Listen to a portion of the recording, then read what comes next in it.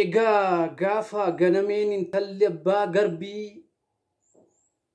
waadaa keenya diigdee dhiistee sodaa rabbii utuun lubbuun du'ee gad hin seenin dachii yaabbattee qaarite xiyyaara faranjii anis ega guyyaa sanarraa jalqabee yaadaan ishii faana xiyyaaricha yaabee ol ilaalaa nafe boquu koo ol qabee gad jedhee cina kootti waa arguun dadhabe. Yaa ganame intala abbaa garbii hojii keessis hin dhowwatin rabbi. Ashama akkam jirtu nagaa keessa miti wal jalaa banne sababa isaa ammas isinitti himu garuu amma dhufeera akkuma jirtutti.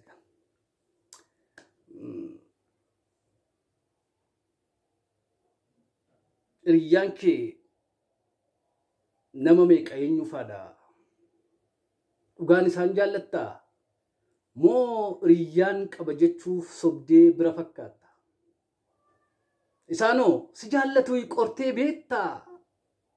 Furtuu guyyaa rakkoo koo jettee isaan abdatteetta? Ilaamee yaa koodee koo yaa korma fira kootii ciniinanii akkam barreef namnoo agadaa miti. Kumaatamas qabatte hiriyaa miliyoona gariin ilaalchi isaanii siif gaarii miti yoona boruftaan miidhamte akkan seenneef gaabbii adurreensi nyaatti ilaallachaa sirbi antuuta jedhaniire sodaa adurree jechuudha warran keenyaa ilaallachaa sirbaa jette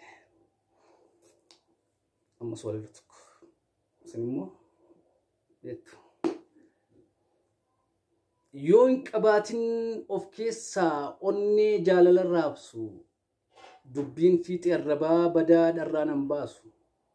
Lakkii hin fedhu jaalala fiixee arraba gubbaa jaalala sobaa dhiisaa jibba dhugaana jibbaa carraab yeroo koo gubee maafin waa lama dhabaa dhiisaa ameen attaafu itti fakkeessaa kanan hojii lasaan qabaa waliiqaa dingiliin goota baddaa sayyoo qeerransa jadiimaa guddaa akka waaqayyoo kottu jettee waamtee qullaa wajjin ciistee dhungannaa sobaa ciniinnaa irraan caalleen isa macheessite oliiqaan isa manee ergan isheetti of gate bulbultee soobaaste heexoo summiin makate summiin isa laaffisteetu waamtee laatte diinatti nan jiila erga barasii itti fakkeessaan kunuu kanaaf hin tolu natti.